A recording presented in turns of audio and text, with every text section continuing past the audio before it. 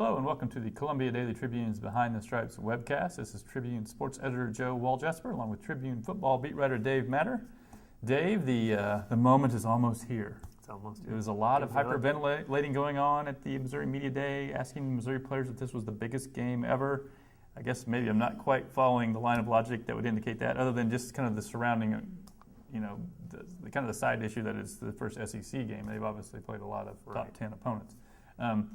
Just from what you've seen briefly, they've each played one game, just kind of how you think Missouri matches up with Georgia, although we have to always have the caveat that we're not quite sure which Georgia players are showing up. There's still some question about suspensions. Yeah, I think if you assume they're suspended players, Alec Ogletree, a really good linebacker, and Bakari Rambo, maybe the best safety in the country, if you assume they're not going to play, and most people think they're not, I think Missouri's got a great chance because those are two impact players on defense. That's the big concern. Can Missouri's offense score like they do against most defenses, against a really good SEC defense that ranked number 5 in the country last year and returns 9 starters? Mm-hmm. And you take away a few of those guys, they're going to miss a cornerback who is suspended, we know. A linebacker is suspended, we know. And they've had some injuries too. So if that defense isn't whole, I think Missouri's got a great chance because just because of what Missouri does offensively, what they have.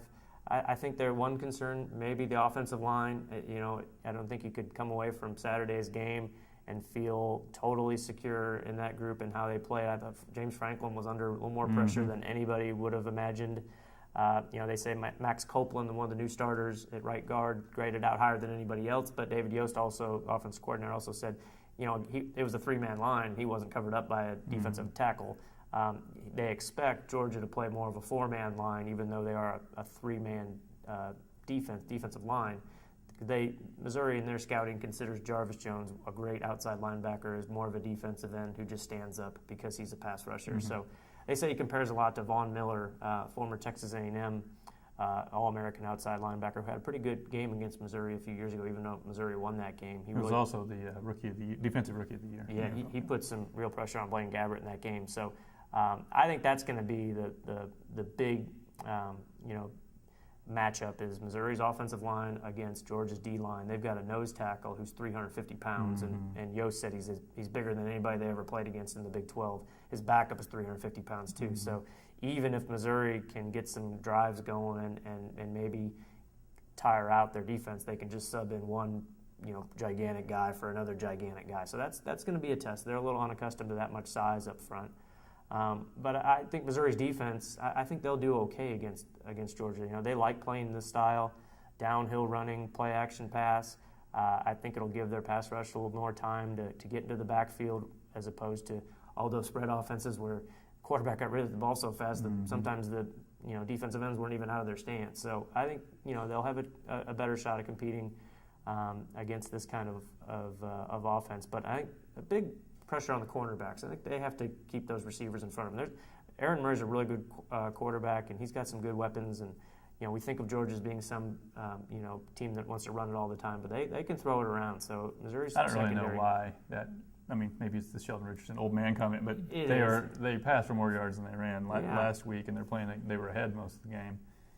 I mean, they run a kind of a pro-style offense, but I don't know why that would be considered boring. But what I saw, at least in the game against Buffalo, was they kind of early on were kind of throwing a lot of laterals, outside screen passes like Missouri throws. But then they definitely were taking a lot of shots deep too. So I think you'll see the Missouri secondary tested because if there's a lot of spots you would worry about on Missouri, I suppose, but E.J. Gaines at corner is not one of them. Now the rest of the secondary, I think, is a little suspect. And can they get isolated on these big athletic Georgia receivers? I think that could be an issue for Missouri. Absolutely. That's why I think the pass rush is so important. Guys like Coney Ely and Michael Sam and Brad Madison, if they can get some pressure, and Georgia's offensive line, they've got a freshman that starts for them too. So it's not the most seasoned part of their team.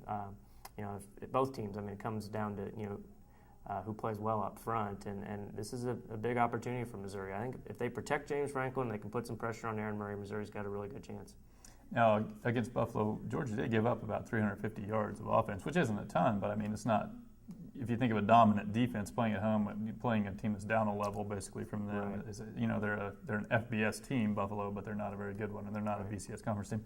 So I don't know. They weren't a dominant defense that day, but again, that was one day, and I can't imagine Georgia was overly thrilled about playing Buffalo. I mean, kids are kids, and they're gonna look past certain games. Mark Richt talked about the heat being a factor, and he said it wasn't an excuse, but he was kind of saying that it was a factor. And there was going to be a lot of cramping, yeah. And I don't know what it's going to be like, here Saturday, but there was no heat to deal with at the game last week. It was just all rain, so it seemed like their defensive guys really had trouble getting off blocks, and you wouldn't think that would be a problem against Buffalo's blocking, but they also had trouble kind of defending the quarterback and some of the zone read option stuff, and I would think James Franklin is better at doing that than the Buffalo quarterback. So that goes pretty slow. But so I think that could be a real asset for Missouri in this game. All right, well, we'll see. Join us again next week when we'll discuss the Georgia game and look forward to Missouri's game against Arizona State.